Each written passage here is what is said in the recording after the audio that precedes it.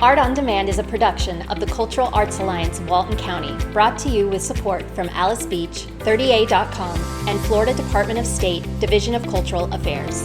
While these events are provided at no cost to you, we do ask that you donate what you can by visiting our website, culturalartsalliance.com, in order to help the CAA continue to foster creativity, employ artists, and bring you entertainment, education, and engagement through Art on Demand.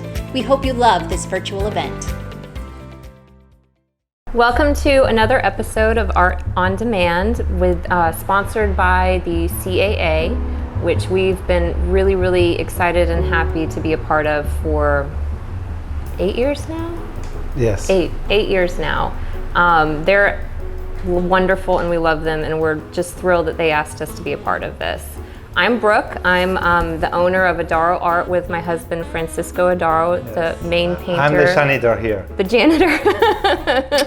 We're located at 21 Hub Lane in the Shops at the Hub. We're about 2 miles down the road from Alys Beach, so it's just a hop, skip, and a jump from there. And you won't be able to miss us because we have giant, huge sculptures by one of our artists, Jeffy Brewer, out front. A giraffe, a giant bunny, and a huge pink alligator. And this is Salvador Doggy. He's actually the mayor of the hub. He just wanders around everywhere and says hello to all the babies and shakes hands and gives everyone kisses. This is Adaro Art, and welcome. I'm Francisco, like she said, and I like to draw and do paintings. First I used to draw and paint in Buenos Aires and sell my drawings in the street, and do drawings and paintings for many years. Mm-hmm. And then one day I met Brooke in the street because I used to draw the tourists that used to come to Buenos Aires, where I'm from, in Argentina. And that's how I met her. Then 10 years later she showed up again in the city in a random way, and because she was a wine expert at this point. We met again. Uh-huh. And at my gallery. I used to have a little gallery there in Buenos Aires with a few friends. So I was showing my work. And then from that point we got married. I don't know how much longer from that, like a month or two. Yeah. And then we live in Argentina for about 2 years. And from there we came to visit her family here in South Walton. And I fall in love with this beach. Who couldn't know? It's a beautiful place. So I told Brooke we should stay here and open our own space and sell paintings. So a couple of years after that, I think we opened the first gallery, no? Yes, in Grayton Beach. When we first opened the gallery, we started with just Fran's art. It was just some, he had his cutouts that he's gotten most well known for, the extended canvases, and then also some of his more whimsical styles, mm-hmm. like the one behind us. Yeah. She's cute. But we were not under the impression or the illusion that everyone would like Fran's work. It's just, art is very subjective and everyone has their own style. So we thought that it would be smart for us to start buying artists' work from all over, all different price points, and every single thing in here, right down to the stickers, hats, and t-shirts, has an artist behind them. Our coloring maps, everything. There is an specific artist behind every single thing in here. So first of all, we start with locals here where we live, and mm-hmm. we start to bring a bunch of different local artists. And after that, we start to do it through our trips, like every now and then when we do a little trip, we bring a few different artists. And from there, we start to build up. And over the years, we have now, I don't know how many we have. I've lost count. Probably 50, close to 50 artists. Yeah. And the interesting thing is that it's not just like a business, like a retail store, or an art gallery. It's more like you really impact the family. There's families behind everything you see here on the wall. So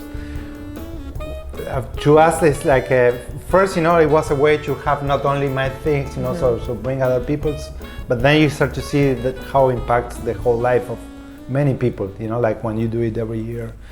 Yeah. So we actually try to, as much as we can, I'd say 75% of the art in here we pre-purchase. We don't consign. And it's mostly handmade. Yeah. And almost everything in here is handmade. So when we want something, the artists, they get a check directly for everything, and they don't have to worry about us sending a check for their work every month or calling us and wondering if they're going to get anything. Yeah. More than anything, because we went through that experience with my art through a lot of crowd galleries that never pay. So it was nice to be able to be the other way. People ask all the time, how do we pick our artists, or what the process is? And honestly, I look at every single artist that wants to present their work. And the main thing that we look at more than anything is, does it fit our aesthetic?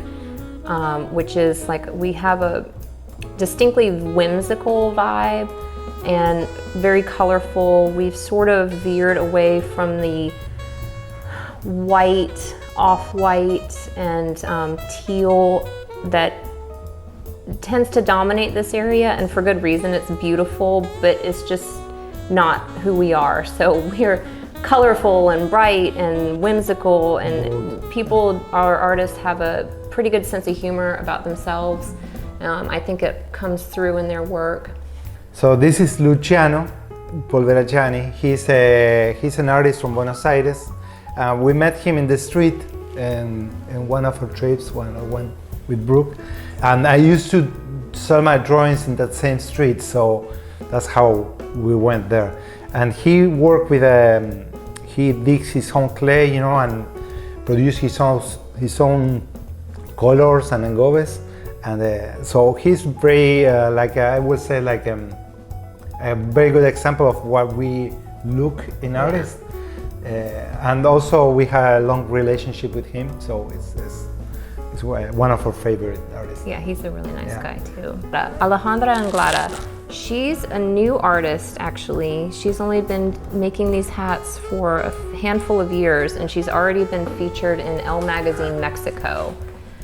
She has a whole video from Elle Magazine on her hats, and she hand paints all of these hats, and they're all beautiful, gorgeous different colors, and we have a whole wall of her work, and they are just flying off the shelf. We're really happy to have her. And then we bring many different makers and designers, not just painters or sculptors, so it's a big array of things. The latest was this huge metal sculptures that you will see in the pictures here. It's an artist from Texas, Sheffy, that it's incredible. Like the work that he does. It's the work is amazing. The design, the super bold and happy colors. It's amazing work. So this is one of our highest selling artists. Her name's Deborah Grover. And these are made on wood. All her pieces are on wood. And what she does is she paints many different colors of acrylic on the bottom first. And then she puts gesso on top, which is plaster. And then she scrapes the gesso away, which is how you get the colors underneath. And then what she does is she rolls out polymer clay on a big pasta dough roller, cuts out all the pieces, cures it in the oven, and then attaches it to the acrylic painted wood canvas. It's a lot of patience because it takes forever to do each of the pieces. It's like 4 or 5 layers, between the paint, the gesso, and the polymer. Yeah, it's very popular here. People love her work, and we're so happy to have her. Yeah. She's from Tallahassee. She's almost local. Yeah. Right. One of the things that we offer here at the gallery is these family portraits that I make. So I've done a lot of this over the years, starting in Argentina when I was very little, drawing the people in the streets. So I make these family portraits forever, and I love to do them. So if you come over the gallery, I will make one for you. We have our happy hearts that Fran loves making. It's one of our top sellers. So Fran made these hearts originally when he was in Argentina. So they are laid flat, you paint from the foreground backwards, and then it's flipped around, and then it's mounted on the wood. And the way he started these was when he was in Argentina. We're on our last leg of getting his green card. We were separated for about 5 months. And so he wanted to do something art-wise that he could bring back with him in his suitcase, but sort of represented our time apart. So that's how the hearts started, and they have taken off. What I do is photography, and most of my photography is animal-centric. So what we did with our animals is we made little Artimal shirts. So Salvador Doggy has his own t-shirt that Fran made, Pablo Picasso, Vincent van Gogh, and we get a kick out of telling our animal stories. When we moved here from Argentina, the first thing we did, I remember Brooke saying a scene for our quest to doing a show. So since then, we've been working with the CAA,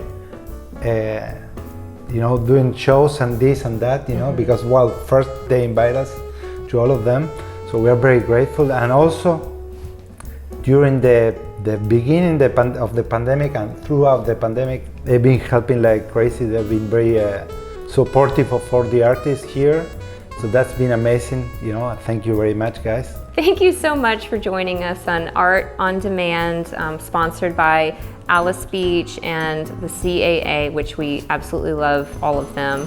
And you can visit us in person at our gallery, Adaro Art at 21 Hub Lane.